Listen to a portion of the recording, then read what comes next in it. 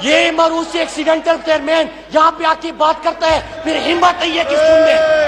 اس کی قابلیت ہی کیا ہے؟ اس کو کیا سمجھ ہے؟ اس کو کیا سمجھ ہے سیاست کی؟ اس نے کیا دیکھا ہے؟ میرے اور پاکستان کے بچوں کو لوٹا، ان کے پیسے سے اپنے لیے یہاں پہ جو ادارے بنائی، یہ بات کرے گا، یہ بات کرے گا. اس لیے تو ہمت نہیں ہے.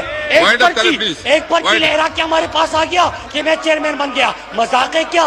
آپ کو پاکستانی عوام کا کیا پتا؟ آپ کو پاکستانی قوم کا کیا پتا؟ اسپیکر صاحب، ان میں سے کسی کو بھی ہم آج کی بات نہیں بولنے دیں گے. ان میں سے کوئی بھی یہاں پہ بات نہیں کر سکے گا. عجیب مذاق بنے ہوئے ہیں.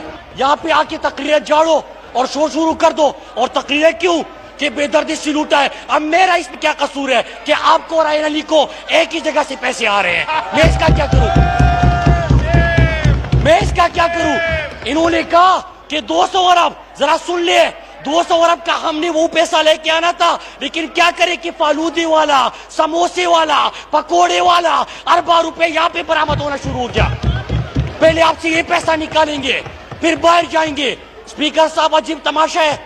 آ کے تقریر جاڑے، ایک گھنٹہ تقریر کرے، آپ بھی ان کو موقع دیتے ہیں، پھر اس کے بعد سنتے ہی نہیں ہے. یہاں پہ ہم نے بات کرنی تھی آج لاڑکانہ میں جو ایڈز کا مسئلہ چل رہا ہے. 100 سے زیادہ لوگوں کے اندر ایڈز پازیٹیو آ گیا. آپ کا حلقہ ہے، ہم آپ سے سوال کرنا چاہتے تھے، سن لیتے.